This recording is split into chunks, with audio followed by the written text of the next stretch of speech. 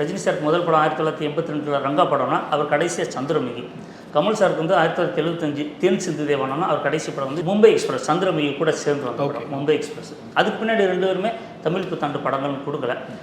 தமிழ் புத்தாண்டுன்னு இல்லை, அவங்க வந்து இப்போ அப்போல்லாம் வந்து பார்த்திங்கன்னா இவங்க ஆரம்பத்தில் வந்து வருஷத்துக்கு சில படங்கள் குறைஞ்சபட்சம் ஆரம்பத்தில் வந்து 18-20 கொடுத்துட்டு இருந்தாங்க. அதன் பிறகு 5 இன்றைக்கி வருஷத்துக்கு 1 கூட கேள்விக்குறியாக இருக்கிற விஷயமா இருக்குது. இன்றைக்கி சினிமா வேறு பாதையில் பயணிச்சிட்டு இருக்கு. ஸோ இப்போ தமிழ் புத்தாண்டு 2005 அப்புறம் இன்றைக்கி 20 வருஷம் ஆக போகுது. இன்றைக்கி வரைக்கும் 2 தமிழ் புத்தாண்டு படம் கொடுக்கல.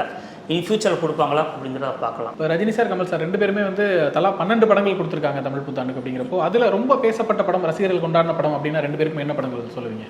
கமல் சாருக்கு வந்து அபூர்வ சார் சொல்லலாம், ஓகே, காக்கி சட்டி சொல்லலாம், காதலா காதலா இருக்குது, காதலா காதலாம் வியாபார ரீதியாக ஒரு வெற்றி படம் தான் அதில் இருக்குது. ரஜினி சாருக்கு வந்து படையப்பா, அருணாச்சலம் இதெல்லாம் மிகப்பெரிய வெற்றி படங்கள், பரபரப்பாக பேசப்படும். படையப்பா வந்து அன்றைக்கி அபூர்வ சார் 89 எப்படி இண்டஸ்ட்ரிக்கிட்டோ அதேமாதிரி 99 படையப்பா இண்டஸ்ட்ரிக்கிட்டு அதை முந்தைய சாதனைகளை முறியடித்த படம்னு அந்த லிஸ்ட் இருக்குது. ஓகே, ஆவரேஜாக இவங்கெல்லாம் இப்போ காக்கி சட்டை ஆன்சர் பண்ணி 2 வெற்றி படம் தான். ஸோ நிறைய வெற்றி படங்கள் தான் 2 பேரும் கொடுத்துருக்காங்க.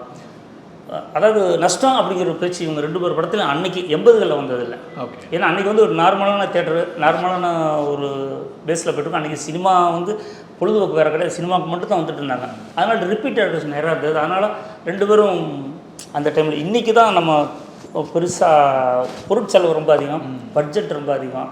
அன்றைக்கி வந்து 30 லட்சத்துலேயே படங்கள் முடிச்சுட்டு இருந்தாங்க. சம்பளம் வந்து இவங்க 5 லட்சம் 7 லட்சம் தான் வாங்கிட்டு இருந்தாங்க.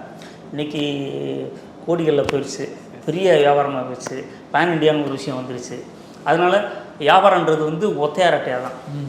அன்றைக்கி கிரேட் எஸ்கேப் அப்படிங்கிற விஷயம் இருந்துச்சு. இன்றைக்கி வந்து அடித்தா தூக்குறது, இல்லாட்டினா பெரிய அடி அப்படிங்கிற விஷயம் இருக்குது. தவிர்க்க முடியாத ஒரு சினிமா இருக்குது. இது எதை நோக்கி போகுது அப்படிங்கிறத நம்ம கணிக்க முடியல. ஆனால் ஒரு பெரிய தேக்கத்தில் போய் நிற்குமோ தமிழ் சினிமா அப்படிங்கிற ஒரு கேள்வி இருக்குது.